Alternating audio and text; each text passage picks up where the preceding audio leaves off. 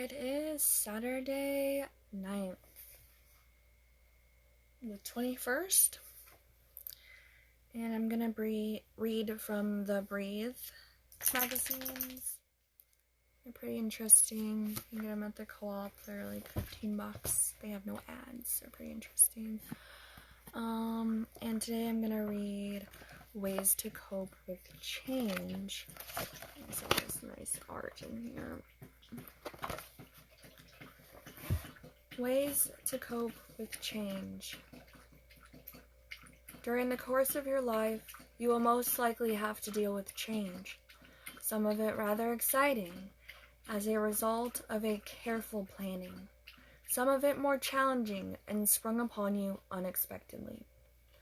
At times the going will get tough, even when you know it's a good move for the best, but that does not make these changes any less daunting.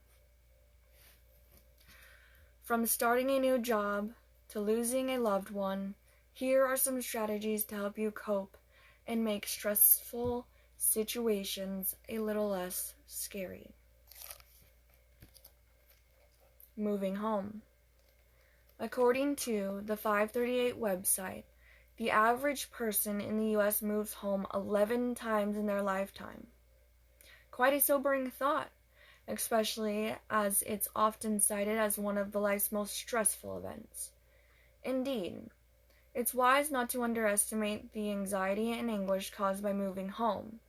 If selling and buying, you need to sort out finances, deal with real estate agent, find a potential buyer, and secure a suitable place to live, which may be miles away from your current home. Then there's packing. Start to declutter early. Informing everyone about a change of address, perhaps even sorting out new school for children. This can take its toll. Depending on your circumstances and the reasons you are house hunting, however, moving home can be the start of an exciting new chapter in your life. To help you cope with the upheaval and to give yourself back some control, get organized. Write a list of things you need to do and note deadlines. This will take away the worry of overlooking something important, and keep track of all your outgoings. Expenses can easily add up. Don't forget to look after yourself, too. If you're saying goodbye to friends and family, it's natural to feel sad. And also, accept that it may take a while to adjust to your new surroundings. Don't rush. Settle yourself in gently, and before you know it, you'll be happy in your home sweet home. Starting a new job. Whatever the reason for applying for a new job, you've moved home, been laid off, are unhappy in your current place of employment, or climbing the career ladder. When that morning Monday arrives and a new workplace beckons, it's all too easy and perfectly natural to feel apprehensive. That's when you need to remind yourself that you beat the competition and your employer thinks you are the best person for the job. Feel proud. You ought to be congratulated. Just make sure you plan ahead. Worried about what to wear? If the company doesn't have a uniform and there's no obvious dress code, contact HR and ask what's appropriate. Get your clothes ready the evening before, check they're all clean and pressed, and lay them out to wear. Decide on your route well in advance and turn up in plenty of time. This will make it less likely that you'll arrive flustered, frustrated, and even frantic. Remember, it's okay to feel overwhelmed after the first day, even after the first week of being the new person. With colleagues, names to memorize, draw an office plan, and list who sits where, a maze of corridors to get lost en route to the bathroom or meeting room, and a wealth of information to digest. Starting a new job is often exhausting. Show plenty of enthusiasm and interest. Show plenty of enthusiasm and interest, but don't give yourself unrealistic goals, especially if you swapped career paths. Some companies designate a peer to be your buddy, so that you know who to go to with any general queries. If you're unsure about anything, don't be afraid to ask. Most bosses would prefer to answer a question than deal with a mistake. Divorce or separation. Whether you're the one instigating a separation, it's a mutual agreement, or splitting up has become as a complete shock. Getting divorced or leaving a partner can rip you apart. Where once there were two of you meeting up with friends, enjoying walks, running the household, now there's only you. For many, this can be a blessing, but for others, the loss can be similar to bereavement. Regret, guilt, fear, anger. Many emotions can come into play. Accept this as natural. Mourning your loss, and start making small steps to move on. Letting go is crucial to a fresh start. Yes, you might have seen movies where the estranged couple get back together, but don't waste your precious time longing for that to occur, particularly if your ex-partner is in a new relationship. Telling people the news, dividing possessions and finances, and adjusting to a solo life while caring for children and holding down a job is no easy feat. A positive attitude will help you get through, as will supportive family and friends, if you have them. Just give yourself time, and focus on the one person who needs your total love and attention more than ever. You. Perhaps you could see this challenge is your personal circumstances in a different light. It's easy to go along with a partner's ideas and preferences to keep them happy. Now is your chance to indulge in pastimes you do like. The death of a loved one.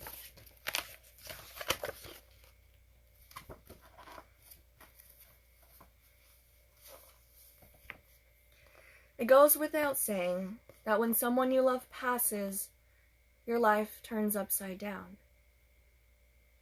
As you try to deal with the emotions that can follow, shock, sorrow, anger, bewilderment, relief, guilt, you may be left wondering if you'll ever smile again.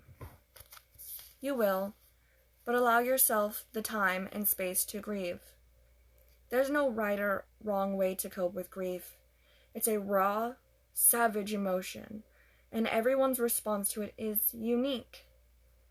No one knows what you are going through. Some people will feel numb, desolate, and agitated for months, while others will feel bereaved for many years. Try to understand there will be days when you feel ready to face the world, and times when you'll simply cry and be overcome with sadness. And don't think that there must be something wrong with you if you've learned to live with your loss relatively quickly either. Everyone is different. Speaking to others in a similar situation may help, and some friends make wonderful listeners. Bereavement counseling, ask your physician for details, can also help. Chats about your inner emotions may eventually move on to joyful conversations where you reminisce about treasured times. Tears may be shed, but these memories will bring you comfort.